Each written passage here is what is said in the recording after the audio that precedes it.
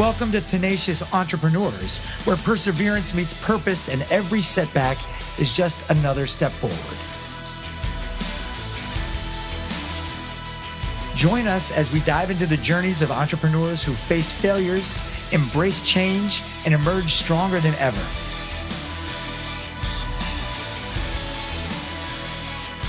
Whether you're dreaming big or already on your way, this podcast is here to remind you that the end is only the beginning. Stay inspired, stay tenacious, and let's conquer the entrepreneurial world together.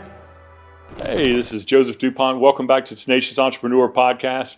I got a special guest today, Garrett, DeVinney. You got it. With Turning Point USA in the house. And Garrett, thanks so much for coming out to be a part of the show. Thank you so much for having me. I'm excited to be here. Yeah, man.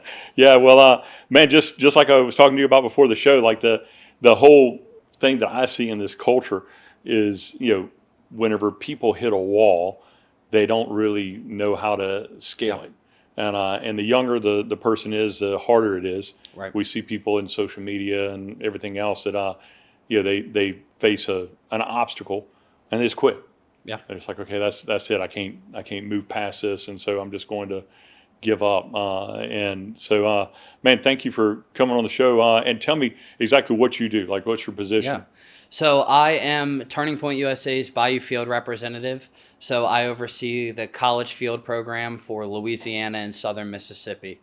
So my day-to-day just looks like traveling around, visiting schools with chapters, getting to work with young patriots, getting to really feel the pulse of where the youth movement's at. So I'm very blessed to get to work with some really awesome young leaders. Yeah, that's awesome, man.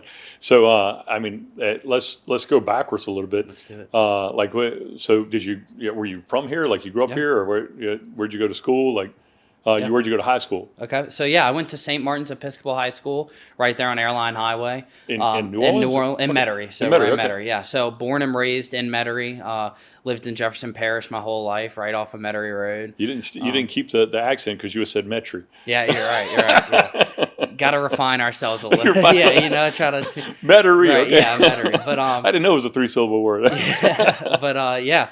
So born you're born and raised here. Okay. Yeah, born and raised here. Went to St. Martin's, and then went to LSU. Okay. And, So were you a part of a fraternity or? Yeah, so I was a member of a fraternity. I was a member of Phi Kappa Psi at LSU. And my college story is kind of interesting. It was very short-lived. So, was a member of a fraternity. A lot of my time went to my fraternity, actually. I was president of it by my sophomore year. Okay. And so, I was at LSU for my freshman and sophomore year. Did all the things, was in a fraternity. All the partying and everything. All the partying, all the fun does. stuff. Yeah. And then, kind of like we talked about hitting a wall, I just realized this isn't me. I had always kind of yearned for something more, felt like there was more of a passion, more of a calling there. And so I had felt like I had given up some of myself to fit into these molds, to become, to achieve the things that I wanted to achieve. And that's not saying that any of that, especially in the fraternity side, was pushed on by anybody. But that's where I kind of found comfort in my fraternity. And so more on the school side for sure, just started to feel like I was noticing having to change my, having to worry about what I said on paper for assignments. Yeah. And really starting to, realize that I was, we were being indoctrinated, and my, what I was being taught was from one side, and that's the side that I was going to get and going to go along with to get the grade. And I quickly realized that there were young people who felt like that and who felt like me. And so, that makes sense, man. So I went to, I'm from Baton Rouge, Louisiana. Okay. So I went through, high school in Baton Rouge and Okay. was totally different. I actually gave my life to the Lord at like between 14 and 15. I went to military school for a year. At 14, I was a bad kid. I always tell people I wasn't a bad kid. I was a kid that would I was able to group people together. So like if I decided to skip school, at least 150 people skip school, and we'd have a keg party at my house. Like I was that guy. Yeah. I was always pulling everybody together, and everybody get in trouble. Like I had one poor kid, like my best friend Wes Linhart. He got in so much trouble. His parents moved states just to get away from me. Jeez. Because we were best friends, and I was just like a bad kid, man. And it wasn't that I didn't vandalize anything or Right. steal cars. I was just I was just a party guy. Yeah. And so I remember like whenever I got, I went at 14, I went to military school, and I actually met bad kids. I didn't know where bad kids were. But when I got to military school, they were passing a bag of weed around in the dorm of this Christian military school, and it was Port Gibson, Mississippi Chamberlain Hunt Academy. Wow. In case any of y'all are still out there, Shout out. yeah, shout out to Chamberlain Hunt. It's a prep school for West Point. Awesome. So I was there, and all these guys were like passing around, and they were like, it was almost like going to prison. Like the first day, like, what'd you get in here for? Well, one of them was like, I raped my sister and the other one shot his stepmom, and then these guys were like bad. Yeah. They got to me, and I was like, well, I stole a car. I didn't tell it was my parents' car. Right. Yeah, right. I made up all this stuff that I was just like this horrible guy, and so anyway, I quickly had to like live up to that because they took me off campus the first week. The seniors did, and said we're going to go buy drugs because I acted like I was this big party guy. I'd never smoked pot in my life, and they took me off campus and said, hey man, we're going to go get this stuff. And these were all like wealthy.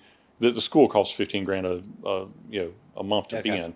Like it was a wealthy elite kind of people to be there, and so but they were all like horrible kids, and so we got off campus. Well, they went and bought drugs from somebody, and I was just with them, and the next week they went off campus again without me, and they all got busted. Well, the school just assumed that I was a narc. All the kids were like, oh, you're the guy. You're the one that told them. So they're like, look, we're going to tell the commandant that it was your fault, that you're the one that told him to go if you don't go get drugs this time. I was 14. I was like, I weighed about $125. They gave me a wad of cash, put it in my pocket at 2 o'clock in the morning, snuck off campus, and went and bought drugs. I remember the guy drove up. It was a yellow, looked like the thing from Transformers, a yellow Trans Am with the same smoke and everything. I was like, I promise they got that car from him for the Transformers. But they pulled up and it had a DARE sticker on the back window. And he rolls down his window. He's like, hey, man. Oh, dude, they rolled down the window. Like, hey, man, get in. And like I jump in and he like throws me back. He's like, roll one. I was like, okay. So I'd never rolled a joint in my life. I rolled this thing. It looked like Cheech and Chong. That thing was probably this big. I could barely get the paper closed around it. And he was like, gives me a lighter to light up. I lit it up and I was like, okay, I'll do this. So like I ended up buying the stuff from him. I remember I was a very frugal kid, so I was like, I can't just throw this away. So I sat underneath somebody's back porch at some random person's house and smoked the rest of this joint, which is like smoking 3 or 4 joints at a time. And I remember I was sitting in there, and I came back to school and it was cartoon land. Like I was like, everything was just like, I was blitzed out of my mind. And the commandant came behind me. He called a surprise inspection. And I was like throwing all the stuff in the weeds, and you're paranoid because you And I'm sitting up there in the thing, you're straight at attention in the tighty whities, and he starts screaming in my face. He's like, "What are you laughing at?" Because I was like smirking, and I promise you, he looked like Sylvester the cat. Dude, I busted out laughing, and then he's like, "Drop and give me 20." So I'm just giving you like a setup to understand. Like, so this is where I came home from military school that summer, and I'd been like selling drugs. That guy was crazy. The military dude. He came behind me in the dress rehearse or whatever we do where we get an inspection, and he said, he got in my ear and he said, "I know what you're doing." He said, "I'm watching you." Well, this dude was like Agent Orange crazy. Like he wasn't just crazy. He was like, I knew his son, and his son was terrified of him. Like his son said, like I got home one night and I couldn't find my dad. I looked all around and I laid in my bed and he was underneath my bed hanging on the springs and dropped a Bowie knife over my throat and said, "Always be aware of the unexpected." Yeah, well, that says a lot. So I'm giving you like the time frame of like, okay, at 14, this is like, so my parents said, okay, you have a choice. You can go back to military school or you can go to this Christian youth camp. I was like, youth camp? Yeah. I'm in. So that was my pivotal point, my turning point. I went to youth camp. I ended up giving my life to the Lord, and and went back to school. I became militant about, like, I was passionate about Jesus. I wasn't passionate about politics. Right. I didn't understand a lot about politics. I was so passionate about God, and I was really passionate about the guys that nobody else even cared about. Yeah. Like I was the Black Flag guys, everybody that Charlie Right. was really like passionate about talking to. Like, and that's really what attracted me to Charlie was the fact that like he just loved on these people. And I found myself at the college campus at 16 at LSU in Free Speech Alley. And I would get up there every week and get up and skip school. I wasn't sanctified, but I'd skip school and I would talk about Jesus, man. Like, hey, cool. God's got a plan for your life and God's got a purpose. And it was amazing the engagement of the students. Like, there's so much hunger on the college campus, and so I think that's what attracted me to what's going on. It's like you had a pivotal point as a sophomore in college, right? And so take me back through that, like the conversation with your parents, like, hey, I think I'm not going to continue with this. Was that the conversation you had? Yeah. So that was pretty much the conversation, you know, like you were talking about your turning point and like what brought you to Christ. You know, I was very blessed to grow up in the church. So, you know, we went to church on Sundays. I grew up in a Methodist church. And it was... I want to phrase this. I grew up Methodist. Okay, wow. I went to Ingleside United Methodist. Awesome, small world. I just didn't have the salvation part of it. Absolutely. Okay. You know what I'm saying? Like, I didn't understand. Like, it wasn't really taught to me. Right. Like, I don't remember a message where they said, hey, Jesus is the only way and you have to turn your life. You know what I'm saying? Like, kind of the same thing. You know what I'm saying? Like, I didn't have that epiphany moment. Right. Yeah. That's kind of the same thing. You know, you just went, you showed up. I went to Sunday school. So I knew a lot of like the teachings. I knew how it was supposed to feel, if that makes sense, which I knew what everybody else around me, I guess, was understanding. And, you know, as a kid, you're just going through the motions and doing what your parents tell you to. So we went to church. We're very involved in the church. I'm very grateful that my parents, you know, instilled that on me. Yeah. And so everybody has to have that moment, though. Right. I told my kids growing up, I was like, hey, you can't even serve my Jesus. Right. Like, you have to have a personal relationship with God because there's no grandchildren in heaven. Right. There's only children. Exactly. So you got to figure this thing out. Yeah. Like I can lead you to where I'm at. Right. But where I'm at is not maybe even going to be your path. Yep. You know what I'm saying? 100%. You got to understand like your personal like experience. So anyway, so you had this. So exactly to your point, you know, like you said, you have to have your own personal experience. And so I had always gone through the motions. You know, we went most Sundays, missed some. It was never the end of the world. Yeah. All that good stuff that, you know, you do as growing up apathetic in the church. And so I went through high school, played football, loved it, was captain of my football team my senior year. So always had that leader. Always had that knack for leadership, right? Yeah. And you know, that was kind of always apparent to me and always in the back of my head. So transition to college, LSU was kind of always where I wanted to head, you know. Like I said, every Louisiana kid. Exactly. I mean, grew up in Louisiana. It was the dream. You know, you go Tigers. That's where I was going. Was going to go tailgate in Death Valley on Saturdays, and that was the plan. Yeah. And so that's what I did. Went to LSU, rushed a fraternity. I sniped you out a little bit. So like I saw the transition. I could actually see the difference in you. Yeah. As you transition through college. Well, that's good to hear. That's the reason why you're on the show, because I thought, man, this guy's got a story. You know what I'm saying? Like, so you're in the 10th, you're a sophomore, and you had that epiphany. Right.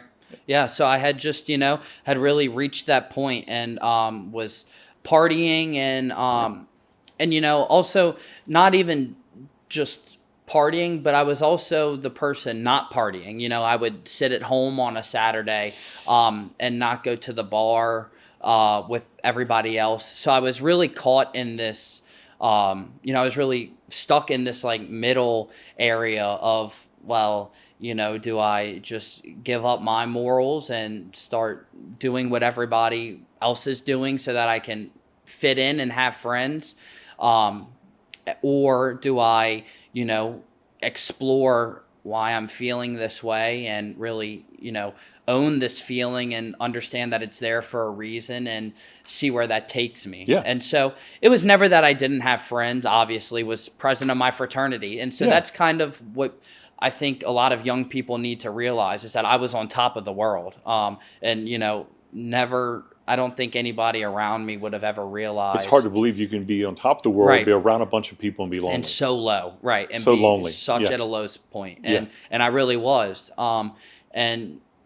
And that's exactly it. And so, I was really wrestling with this idea of, what do I do? And so I was not going to all my classes, really struggling with, I was just really in a mental rut of, this doesn't feel right. Doesn't feel like my calling. And I had always had that mindset of, I need to not sit in an office. I need to not just go work a day-to-day job. There was always something more. So when I was at school, when I was at LSU, I was in school for general business. So my path was always... So what did your parents do? Like, what did your dad do? Yeah. My dad was chief operating officer of City Park for a long time. Okay. And he now runs the Jefferson Performing Arts Society. Okay. So he was always in the leadership role. He's always in leadership. Yeah. My grandfather, Bob DeVinney, was Jefferson Parish councilman for 2 decades, and very civically involved. So I grew up around watching around politics. Watching these strong men in my life be very, very civically involved. Right. And so I had that knack, and that's for sure what I knew I wanted to do.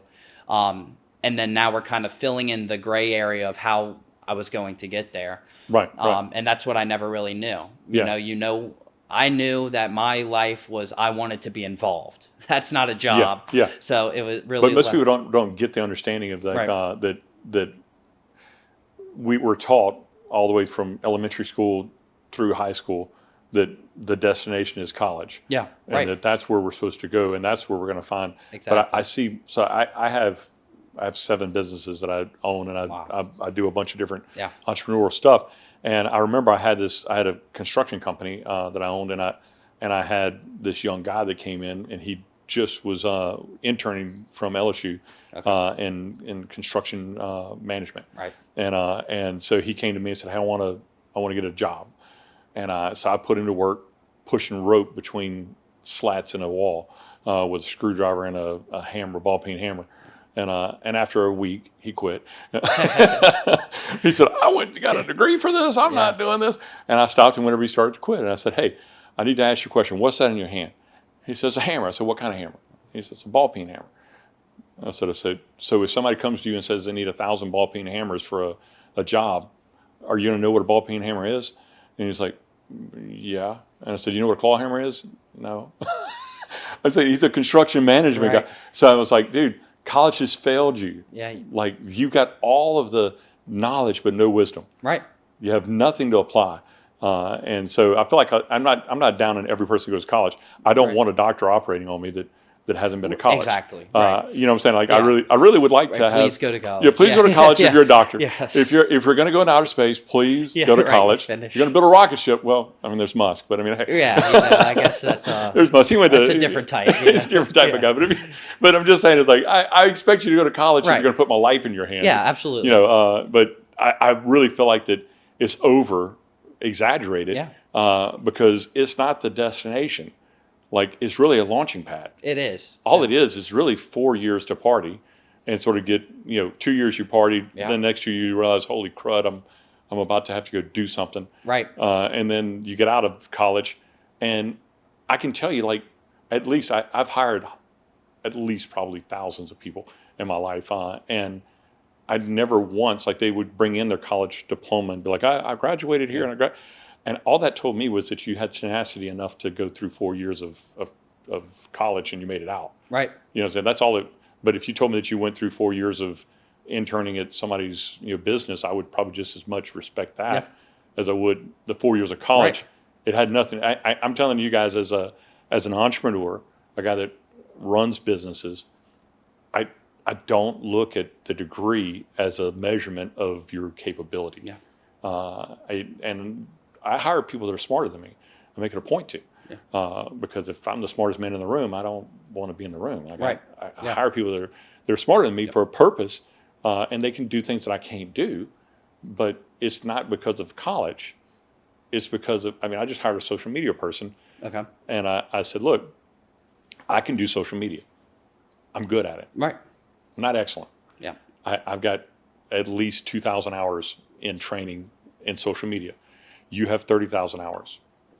It takes 10,000 hours to be excellent. Exactly. So you're excellent at it. I'm going to pay you to be excellent at it. And there's things I'm excellent at. Yeah. I'm going to do the things I'm excellent at. And guess what? I'm going to get paid excellent. Right. But if I do the things I'm good at, I'll just get paid good. Right. 100%. And so I think it's awesome, man, that you like had that pivotal moment where you turned the corner and said, okay, I'm not necessarily going to be like the best college student. When I graduate college, I'm not going to have accomplished what I want to accomplish. Yeah. It's not launching me in the direction I want to go. If you take off from here and you pin your pilot and you start flying, if you're just 1 or 2 degrees off, you may have meant to go to New York, but you end up in Arizona Right, yeah, or that's Los a big- Angeles. it's You a know big what I'm saying? difference, Like yeah. it's a big difference. And so like your trajectory, if you're in college and you feel like that, hey, this isn't going the direction I want to go, Right. just realize that you don't have to wait 4 years to just say, okay, now I've got to change direction. Right. How many have And quit? and that's the refreshing thing to hear, and I think that's what we need to keep telling people and keep reaffirming to today's youth is that it isn't an end all be all, and there isn't one right answer. And I think it's important that people do realize and do feel comfortable enough that they can go get life experience and that their life's not going to go to waste. Yeah. Because of that, and that was part of my huge. Epiphany. Epiphany and like the large windshield mirror I'll say I was looking at when trying to make this decision is because I was sitting there with my roommates. Was this 6 days ago, 6 years ago, 6 weeks ago? How long ago was this? So I would be a junior in college right now. Okay, so it was about a year ago. Right about a year ago. Okay. Yeah, I made the call probably my last month of sophomore year last year. So so very fresh. And that was the thought. It was like, well, am I going to have an opportunity after this? Is there an option? I hadn't exactly made the decision on the job where I wanted to go after this. I was really just looking that I knew that this wasn't right for me. Yeah. And so that's really the dilemma that I was left with. And so to hear people who are doing the hiring, who are creating the jobs, reaffirm that to our youth, it's so refreshing to hear because, hearing more and more people say that is the only way that I think we're going to start actually getting people to believe it, right? That you can. Well, it's have a paradigm option. shift. I don't know that it was. So if you study history, there was a shift, like even going to school in general rather than homeschooling or whatever. Like there was a shift from the industrial age, whenever industrial revolution happened, that parents went to work at 6 in the morning, they got off at 3. That's the reason why kids get off of school at 3. Right. Is because it was a shift, and it was almost like a daycare, but it was a federal mandated daycare. Exactly. And college is a federally mandated. Yeah. But you pay for it. It's not federally, but it's a paid for daycare a lot of times if you don't have that direction. It really is. That's the reason why they go general studies. Exactly. For the first 2 years. Party. And like we're just going to party. We're going to get our I went to Bible college for a year and a half, and it was funny because I said the going statement there was like the girls went there for the MRS degree. They went to become Mrs. something, and the guys just went there because they were looking for the MRS, and so like it had nothing to do with I didn't need the degree to win somebody to the Lord. Absolutely. You know what I'm saying? And I never ended up becoming a pastor or anything else with it. I never did anything through it. But after a year and a half, I had that moment where I was like, okay, this isn't the direction I'm going. And I started my first business at 20. And that's the direction that I started going. So I'm just encouraging you that hey, you're on a path here. You're on a trajectory. But who knows, man? I may be sitting down visiting with the next president. Right. Yeah. And look, Well, you got a couple years on you, but you got yeah, a couple years to go before you got a couple years to the side. But I'm saying, that would be awesome. one day, a decade from now, you could be the president of the United States. Anything's possible. And it doesn't require a degree. Right. That's the thing that's going to shock people. Like, exactly. I feel like one of the things I admired about Charlie was the fact that, President Trump and everybody else talked about him as if, like, hey, he was a potential presidential candidate to run for office, and he didn't have a degree. Like they talk about having the first. Yeah. I would love to see that. Is where right. I think that's where the pivot may happen when we start seeing, okay, we can become the highest person in office, and we didn't go to Harvard. We didn't go to Yale. We didn't graduate with Lottie come get me or whatever it was. Yeah, that'll absolutely be the switch. I mean, and like without a doubt he was on that trajectory. And without a doubt he would have 100% been president, I think, one day. And it is truly because he did his homework.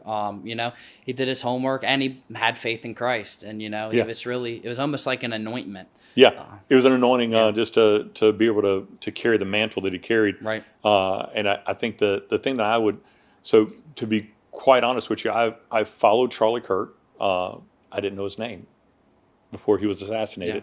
Yeah. I followed him for 2 years. Right. I watched his stuff all the time. I enjoyed watching him. Yeah. And the reason I enjoyed watching him is because he did a lot of the same things that I love doing. So like I identified with him. And I thought, man, the thing I recognized about him that was so cool was that he maintained his peace. And that doesn't happen in the battlefield. Nope. You only get your peace in the quiet place, in the quiet, dark place that you sit down by yourself and you get your peace. Absolutely. And then you carry it with you into the environment. And then he was able to maintain it, even though everybody else was throwing flaming darts at him and trying to get him riled up. He would be like, hey, hold up. Listen to what he has to say. Respected. Absolutely. I think they weren't enemies to him. And, and that's what where a lot of people get confused. I don't know if you've heard Donald Trump speak a lot on this exact thing. And, he said it at the memorial and then brought it back up yesterday, actually, for Charlie's, or 2 days ago now, for Charlie's birthday. The world watched it. I watched it. When awarding the Medal of Freedom, he said he made this joke that Charlie really loved his enemies and that he tries to, but he can't help but hate his enemies. And I think that's it right there. Though it's that they weren't his enemies. He truly saw them as brothers and sisters in Christ. Whoever was across Erica validated it. She was like, no, he really did. Right. He really did. He loved them. Yeah. Right. I think that the key, man, is that like people don't understand that it's not the position of, hey, I'm going to promote them and try to help them. He's not endorsing somebody that was against him, right? But he didn't hate them. Exactly. My pastor, Larry Stockstill, and Jonathan Stockstill now is his 3 generations. Okay, Roy wow. Stockstill, Larry How Stockstill, and Jonathan Stockstill. But Brother Roy, the patriarch of the Bethany War Prayer Center, 50 some odd years ago, I guess, or more, 80 years ago, a long time ago, he had a statement that he said, and he said, people aren't your enemy. There's not going to be anything in heaven that matters besides souls. And God's only going to judge you according to how you treated those souls. But good, bad, or ugly. If they're going to hell because you were ugly and screamed at them and told them that you're horrible and I hate you and they're going to hell because of you, he's going to hold you accountable to the way you spoke about his child. Yeah, absolutely. It doesn't matter that they're not born again and that they're not in your doctrinated section. I believe Charlie really saw them as children of God. Yeah. And that these are all people that I'm going to be held accountable for the way that I speak, to them and the way that I talk to them. And I think that's actually what commands respect.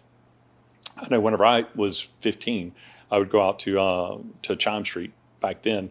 Yeah. So when you were probably a lot younger back then. I'm 55 now, so that was 40 years ago. Okay. But when I was 15, I'd go to Chime Street, and they had guys on Chime Street that were preachers, and they were youth like me, Right. but they were like out there, you're going to hell, and you're going to die. And it was almost like they were glad Right. that they're going, and I would be right there beside them. They wouldn't even know that I was a Christian.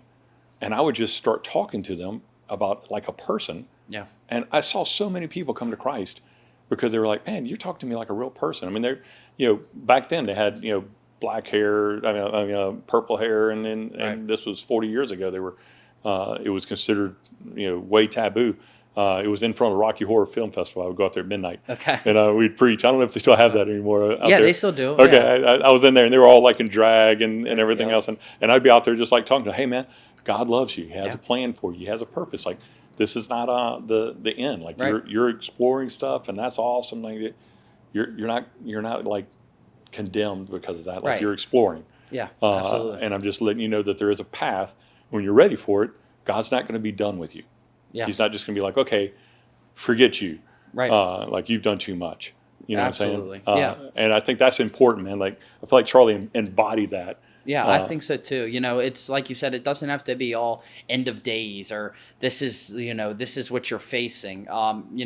Like you said, I think Charlie brought people through. He had really figured out that he was, through Christ, shown the beautiful, pure way to live life to the fullest. He was happy. He had a family, children, and he was strong in his faith and his relationship with God. He had no worries, and he truly knew that, and he knew what that freedom felt like. And so I think that's what where a lot of his heart was with, talking to these people and trying to get them to see his point of view. It was like, find freedom for yourself and Christ. This is a freeing journey that you can take, and no one has to start it but yourself. Like I think a lot of people feel like that you have to come to God out of guilt. Right, and you don't. Of like, I'm a horrible person. No, exactly. And they don't understand like it's a free gift. It is. And God's not. People feel like I talk to guys all the time. I just talked to a guy last week, and he was like struggling. It's like, man, one day when I get like cleaned up enough, like I'm gonna turn my life over to God.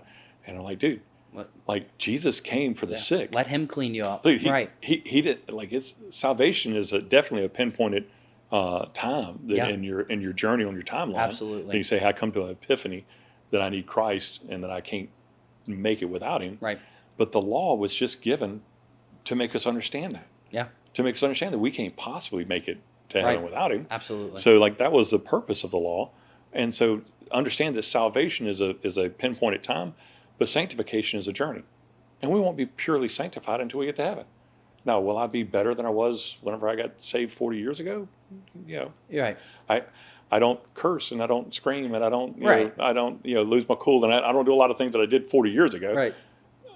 But it also has to do with maturity and aging. I mean, and that was part of that journey. It's part of the journey. You opened up and let Him, let Jesus and let God bring you there in your journey. And, that's kind of the thing is like, you can go along through salvation and through these hard parts in your life. Do it with Jesus aside, instead of casting Him out and saying, I'll come back to you when I'm ready. When I'm ready, right? Because He's ready for you. Yeah, when I'm clean enough, I can come back to you.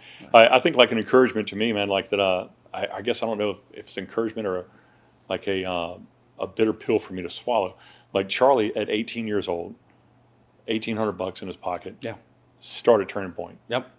And I just challenge, man, like every young person that is out there that is like in high school, and that's really where my heart goes out to. Is I studied youth evangelism when I was in Bible college, and my heart goes out to the young people that like in high school, and you're thinking, man, that like the only purpose I have is to go to college. Yeah. And I've got to get my degree, and then people will take me serious. He was 18. Exactly.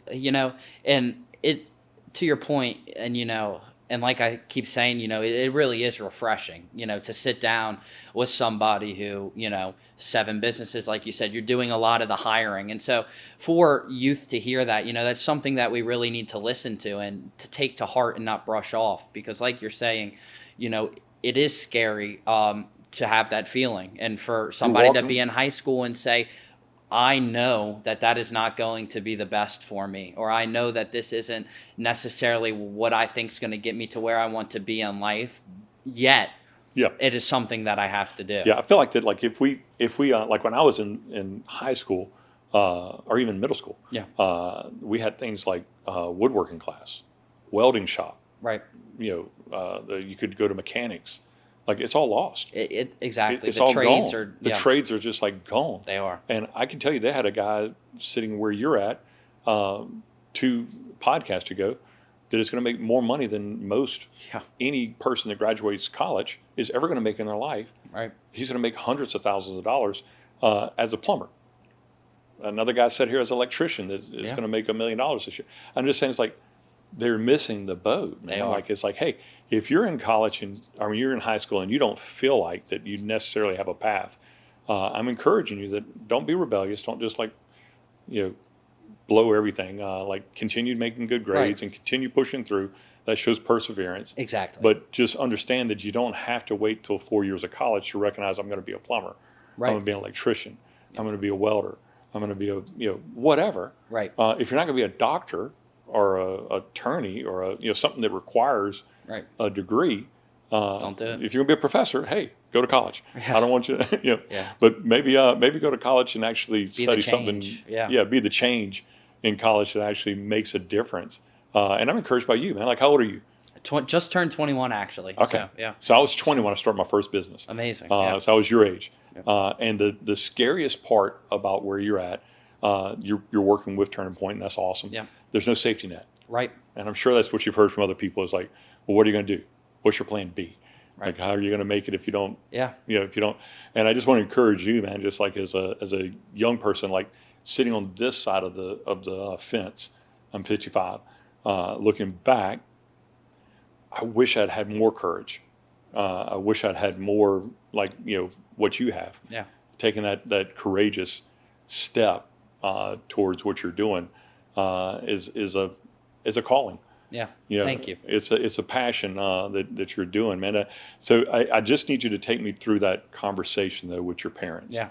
Like, because that's the tough part. Yeah, it is a tough one, and thank you. I really appreciate that. And it took a long time to get to that conversation. There was a lot of wrestling in my head before, and so I had kind of had the decision that I was going to find something else to do. And then tell them. Right, yes, exactly. That is 100% it. Right, wrong, indifferent, I don't know. That's the decision we had, and we were going to make it work. I didn't want to be, hey, Mom, Dad, I'm going to drop out of college, and I don't know what I'm going to do. Moving back home, and I'll see you on your couch tomorrow. Yeah, it's like the guy that said that he went to a fortune teller, and they said you're going to quit your job and become a millionaire. Right, yeah. I quit my job today. I'm halfway there. Right, and so, it was really just, and I guess I was just going to, keep going with the motion until I figured it out. And so I guess that's really where my thing was. It wasn't that I was going to drop out and not tell my parents or anything like that. It was just... But it's the hardest conversation Right. to I have. was just going to keep dealing with it. You felt like you were disappointing them. And so... They built up savings to pay for your college. Right.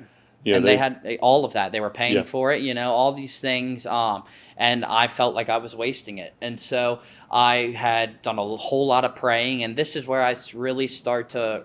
re-strengthen my relationship with the Lord, and where I really start to go to Him personally for help, and really start to give myself and realize that it's a two-way street, and that I needed to start giving some things of myself, start holding myself to a standard that would really help me stay on the path that I thought was asked of by the Lord, just stay in the light, and so a whole lot of praying, a whole lot of, taking it from step one, reading the Bible, just doing anything I can to bring myself closer to the Lord and look for answers. And so I was a huge fan of Charlie Kirk, obviously, huge fan of the conservative movement.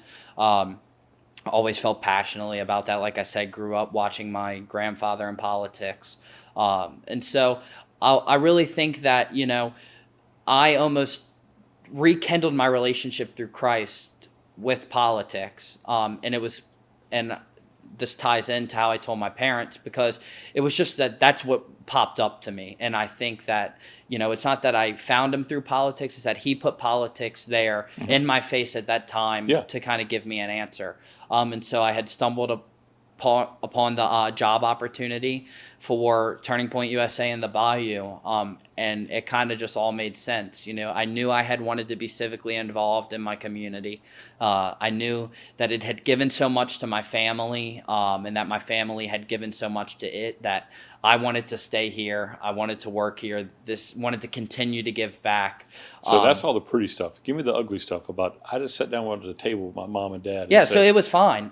So I had, you found that job. And said, okay, I'm going to go here. So you gave them a destination. Right, yeah. I had applied for the job, went through the application process, all that good stuff. So I'm trying to give like a box here. I want to box it in for the kids that are thinking about, I'm not going to go to high school. Right. I'm not going to go to college. I'm going to finish high school and I'm not going to college. Right. You can't have the conversation with your mom and dad that says, I'm not going to go to college. Right. I don't know what I'm going to do, but I'm not going to go to college. Right. That's not a destination. Exactly. And like, so you need to have a destination of, I'm not going to go to college, but I'm going to go to nursing school. I'm not going to go to college, but I'm going to go to, to be an EMT. You got to have a plan. You need to pray about a plan. Meet with your guidance counselor. Absolutely. Talk to people about a plan. Yep. If you don't have anybody that you can meet with, go to the chapter of Turning Point USA. They've got people there that can probably help you. Go to a chapter. Go to your church. Yeah, go to your church. Exactly. Get some wisdom. Don't just blurt out, I'm not going to college and that's not what I'm going to do. Right. And you know what I'm saying? Give them, because your parents need hope. Right. Exactly. They need to see that you're not just going to live on their couch. Exactly. It's a different generation. They didn't grow up in our generation where I hear every day that I don't have to go to college and that I can still be successful. They grew up in a time where you mainly did need to go to college, or at least that's what the thought across the board was. And so, like you said, I had that first interview with Turning Point, was like, okay, I think this is where I'm going to go. Sat my parents down and was like, so I have started this application process. I will, of course, pull myself out if we come to a decision as a family that this isn't what y'all think's best. But of course, it wasn't going to. That's not to say that, they're saying they don't agree with this, I'm done. It was. I wasn't going into it telling my parents that this is what I had decided, that this is what I was going to do, because that was part of my whole reason for wanting to do this in the beginning is, back to my belief in the Lord and all this, it's important to be around your family, if you can be, while still blessed to be able to do so. And honor your father and mother. Right. Exactly. I think that's a key. The whole, I think the whole thing I'm pulling out of what you're saying is that you did it in an honorable way. Right. Yeah. You didn't do it in a, this is what I'm going to do. Exactly. And this is my path forward. Yeah. And it's so hard for a teenager to grab that. You grasped it at 21. Right. But it's so hard for a 17-year-old. It is. To have that maturity to be able to understand this. And so I'm encouraging you guys. I'm not saying just bail out. No, right. Sit down and have a conversation with your parents, but have a plan and say, this is the direction I feel like I want to go. Right. What do you think? And they more than likely will support you. If they don't support you, be okay with the fact that you may have to go through 4 years of torture in order to go do what you want to do. It's not the end of the world. Yeah, at the end of the 4 years, you'll be okay. If your parents are those people, I mean, the further north you go, the more of that is. Like I find, they're like in the South. Right. I think we're a little bit different. Yeah, I think so. Yeah, it's just a different culture, a different mindset. Right. The further north you go, the further you get into that. Like, if you didn't go to college, like, who are you? Right. And so I get it, man. I think I was just encouraged, man, by listening to you saying, hey, I respected my parents. And I didn't just tell them this is what I'm going to do. Right. No, it was a big part of my decision. I want the relationship with my family and my parents to be strong. They gave me, they got me to where I am. Ultimately, I've been out on my own now for a couple months, and so I ultimately owe a lot of, my success, and so does everybody, to their upbringing. And, I was blessed to have a good one. So I definitely wanted to honor that in my decision. And Yeah. So have you got a girlfriend? You married? Have you?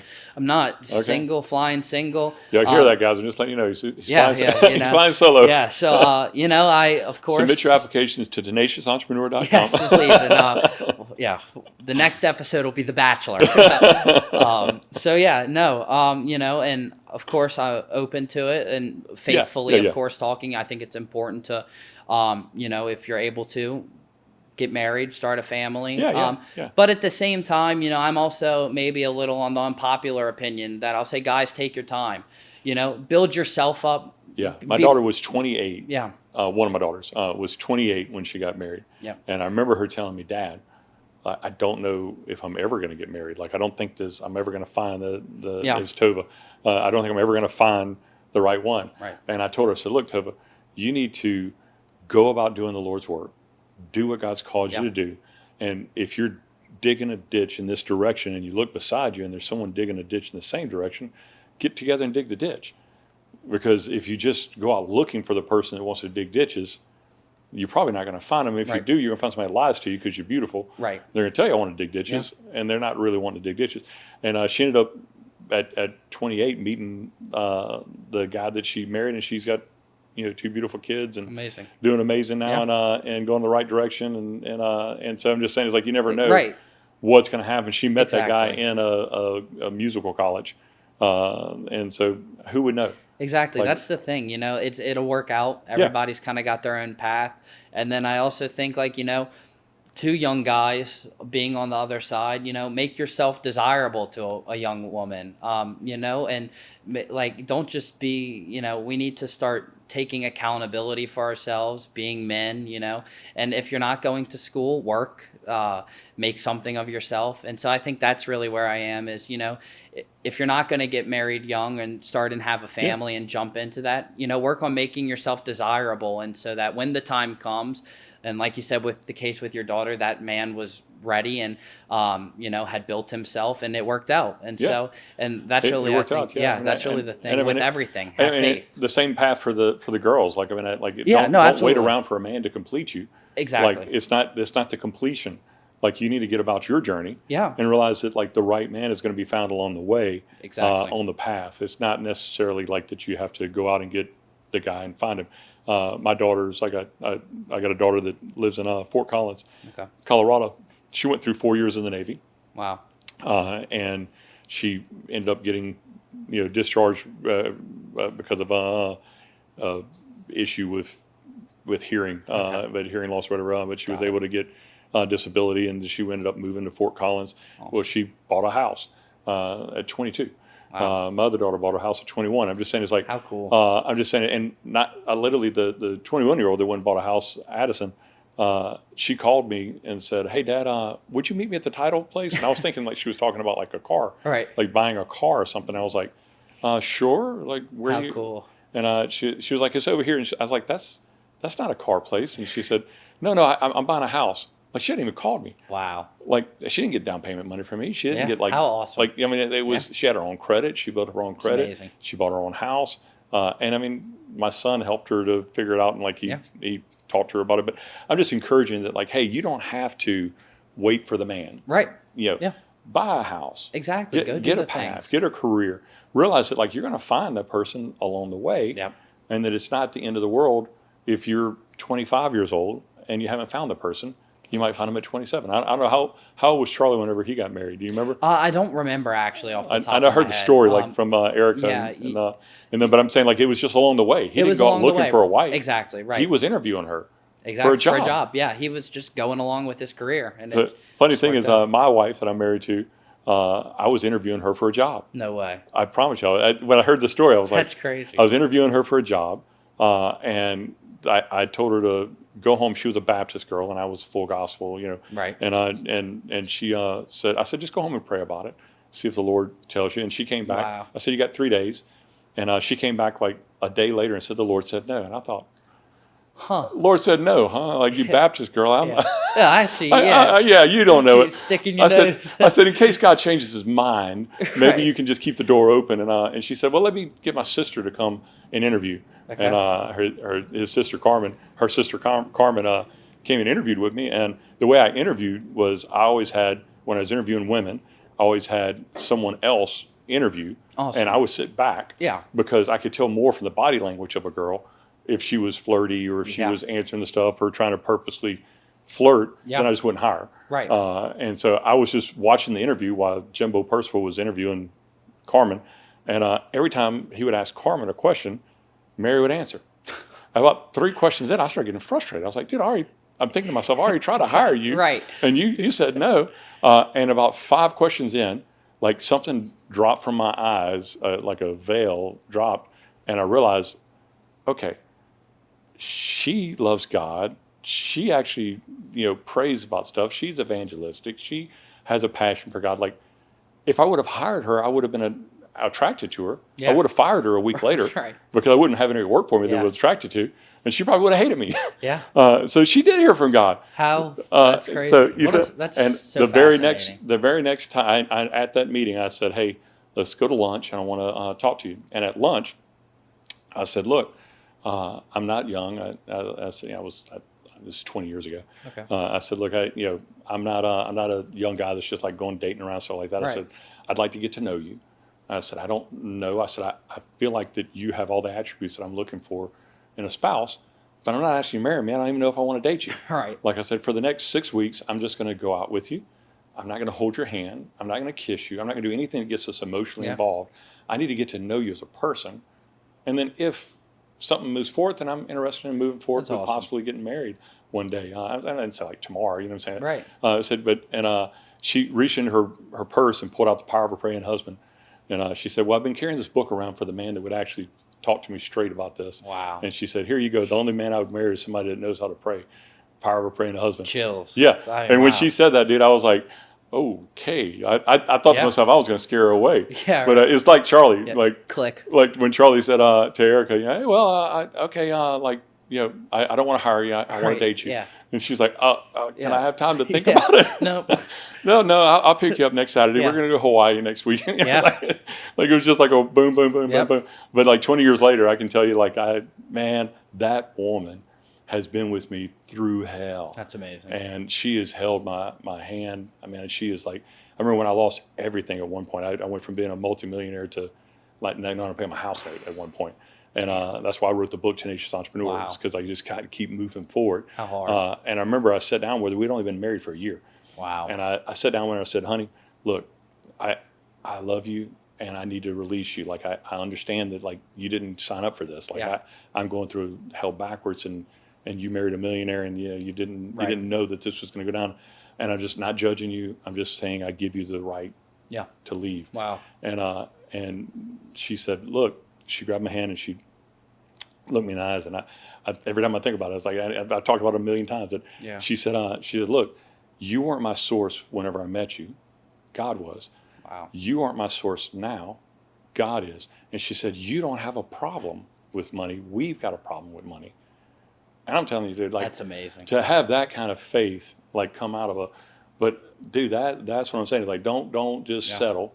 Don't just, God's going to bring you that woman. And I think that's really, no, you're okay. I think that's refreshing to hear, sitting on the other side of this, and I can attest to all the, young people listening, I think that's one of those fears that you have, it's one of the things you look at, especially, being someone like myself or, to the other people who listen to this and, obviously go-getters, and it's a type of person, and you start to look at these things, and like we've talked about this whole time, you start to really have these questions. Okay, well, if I'm not going to college, what now? Or if I don't get a degree, will I be okay? And I think that's another thing, is if I don't get married at 22, is life over? So I think it's really, really good to hear, from the other side. And I think that's part of why I feel so passionately about what I do, and, getting to talk to the youth and I almost feel like I'm the go-between sometimes, I get to do this and talk to people who have gone through life and made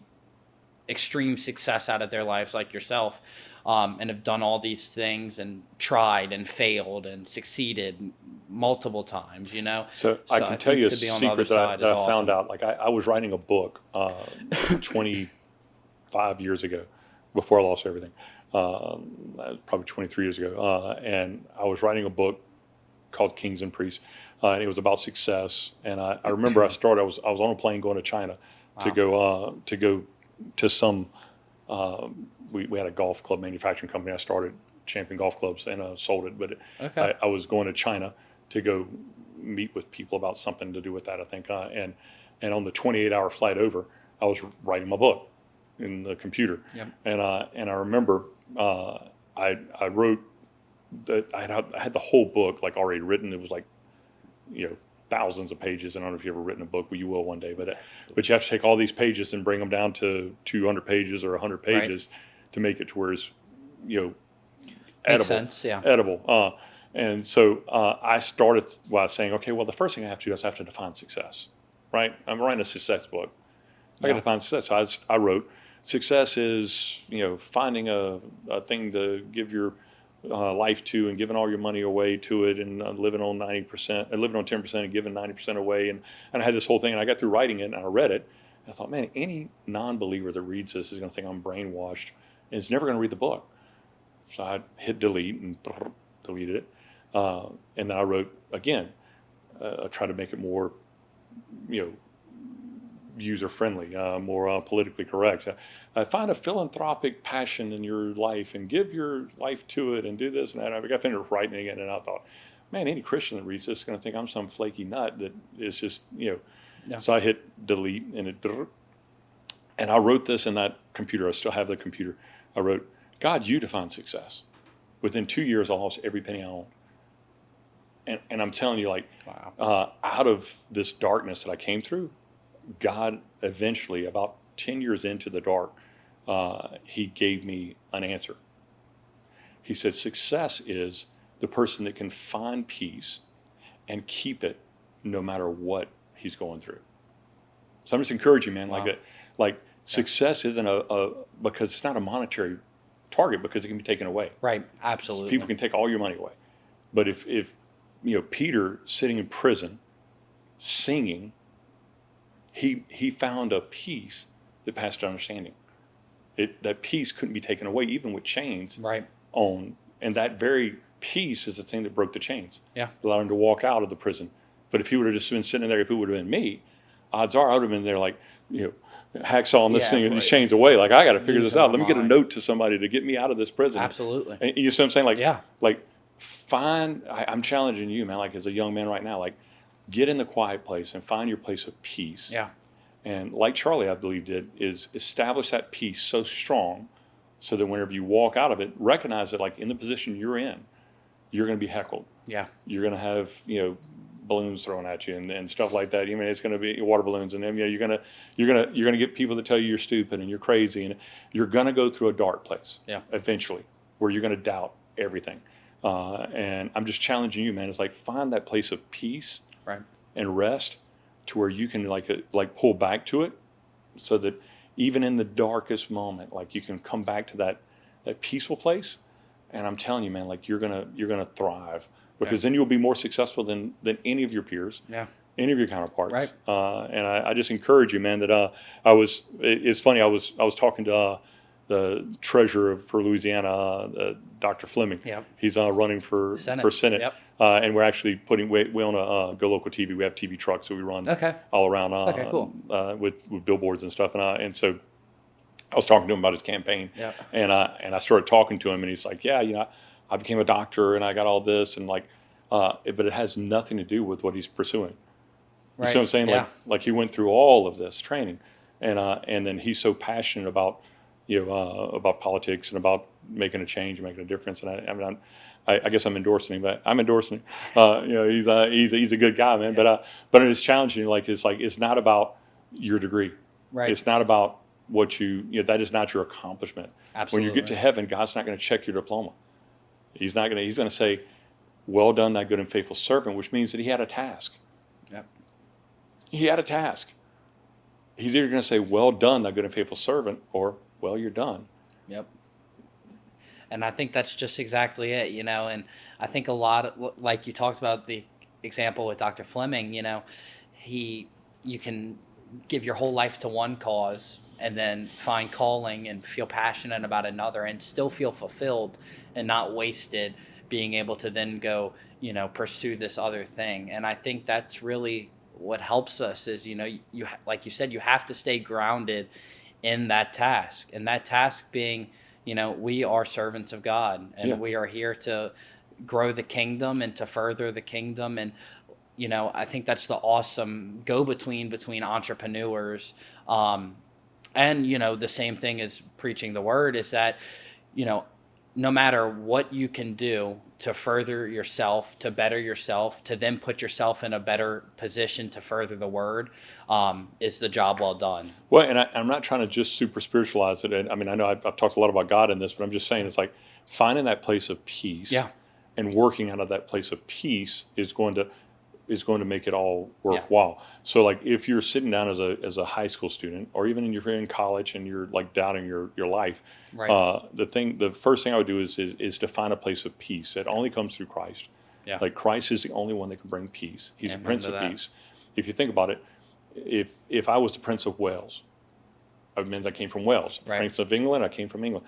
That means the very terra firma of heaven is peace. Wow. Because Jesus said, I'm the Prince of Peace.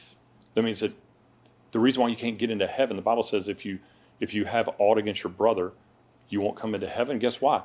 Because heaven is peace. And if you're out of peace with your brother, you got to be checked at the gate. Yeah. You're not going in. Exactly. You better give up and get the peace with him now. So peace is the ultimate goal. Jesus said when he's leaving in John, he says, peace I have, peace I give unto you, not as this world gives, but as my Father gives. And that was the ticket for them to be able to have. He said he sent the disciples out 2 by 2. He said, go out and let your peace go out into the house. And if it returns back to you, dust your shoes off and don't go into the house. Don't be a part of it. Peace is very much a very understandable, like tangible thing that you can acquire and you can hold on to it, and it should direct you.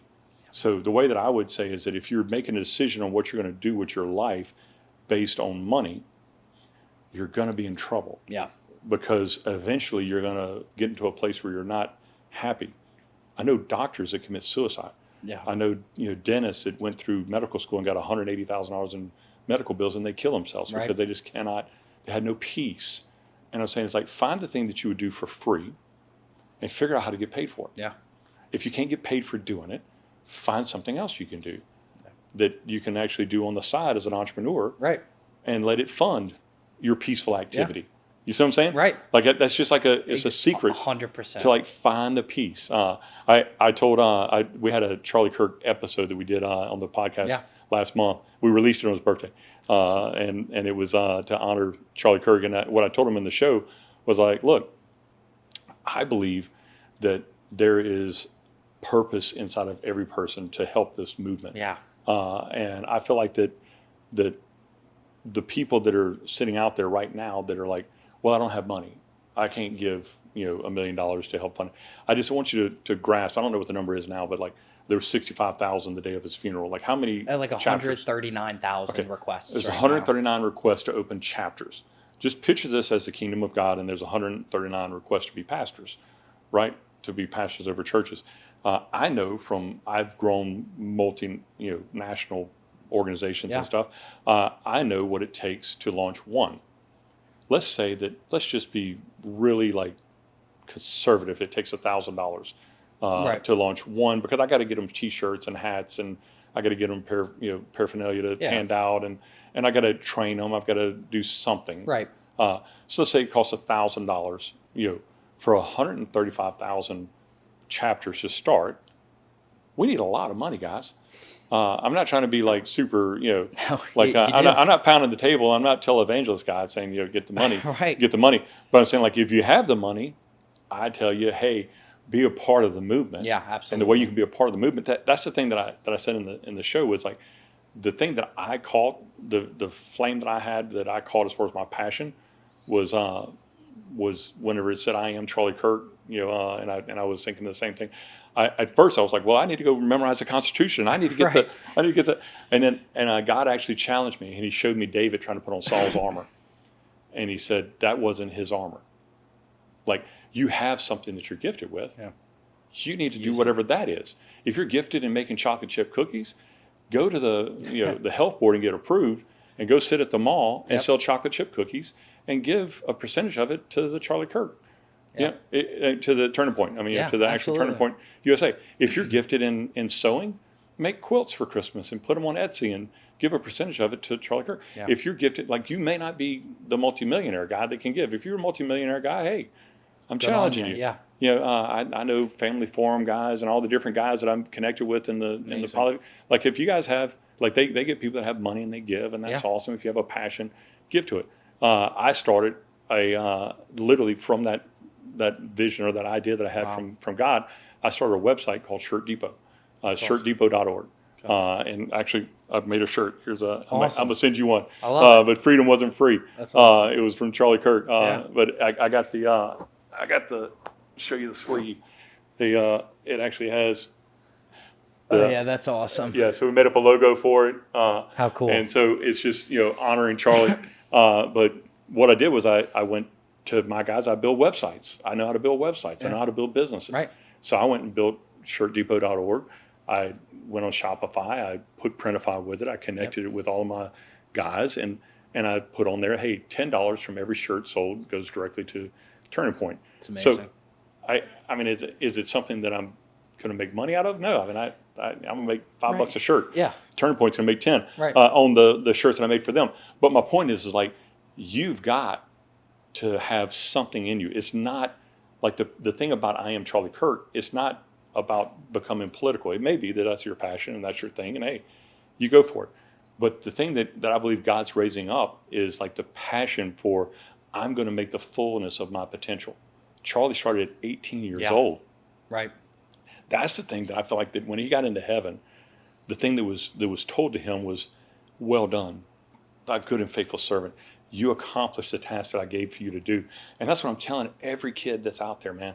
It's like the goal is not college. No. The goal is to hear, well done, a good and faithful servant. You accomplished the task that I set you on this earth to do. You were set here to do something. In this generation, in this very moment, you were set here to do something for God. And it may be that it's this. It may be that it's called to be a congressman. It may be that whatever it is. Like, this may be the beginning of what it is. But I'm just encouraging, man. Like don't look at this as like everybody that's out there. Don't look at this as I just have one thing I can do. I just go to college, or I whenever I get to be older, I'll be. He was 18, guys. Exactly. Like, if you're 16 years old, start formulating a plan to take over the world. Right. You see what I'm saying? Yeah. Like I'm telling you right now, I got a buddy of mine that's a missionary in China. He's been arrested. He's been kicked out of China. He's been under persecution. The guy's like, and I won't say his name, but he's an amazing brother in the Lord. He said the Chinese government, he's seen it, has a 10,000-year plan to take over the world. A 10,000-year plan. Like, I'm saying, like, guys, the rest of the world is thinking about a way to take over the world. Right. Like, why can't we? We're in America. Exactly. The absolute land, home of the brave, land of the free. Yep. Like, we have a gift. If you were born in America, you have something that everybody in the world wants. Everybody in the world. They can say it or don't say it, but everybody wants to be an American citizen. That's the reason why they're trying to scale the walls and get in here. It ain't because the food's good. Exactly. Yeah, I mean, they cook Indian food here, dude. Right. They want that freedom. They want to eat their Indian food here. So the American dream. They want to eat their Chinese food here, or they want to eat their Mexican food here. Like, they're not coming over here saying, I want your food. Right. They want the dream. And the dream that I'm encouraging these young people, man, is like, look, get the passion for what you're supposed to do. Such a time as this. Yeah. And I challenge people, man. We need, I mean, I don't know if I calculated right, but it's like almost like $1 billion that we need to really fund the Charlie Kirk movement that's going on through Turning Point USA. Yeah. And does that mean that 10 billionaires can give $100 million? Sure. Right. But does that mean that 100,000 young people can give $10,000? Yeah. That can move the needle. Yeah. You see what I'm saying? Exactly. That one business, like this T-shirt business, I'm believing is going to give $100,000, to the Turning Point, by the time we get through with it. That's awesome. And I'm just telling you, like, that's the thing. Right. If you're an influencer and that's your gift, then start a channel and say, I'm going to dedicate, 50% of this is going to go make it. That's your partner. Right. Yeah. Make a thing where, like, I'm going to give a big portion of this keep money to run your channel. Of course. Don't just take all the money and give it to it. You have to have some money to live on. Absolutely. So that's not the passion. But I'm Right. saying like the passion is like, this is the time. We're in the season. We are. This is the moment. And I'm telling you, like, there is a vibration going on in the earth. And I feel like all around the world, man, there's like people, I saw actual videos of people in Korea Yep. out with Charlie Kirk on their shirts. I saw people and like all over the world marching in the streets in countries that aren't necessarily godly countries. Exactly. You know what I'm saying? Right. Like there's a movement, and I'm telling you, the movement is not, they're not in France saying, I want to study politics and you see what I'm saying? Exactly. They're in France saying, hey, enough is enough. We're going to stop with all this crazy, left wing, stupidity, and we're going to talk about freedom.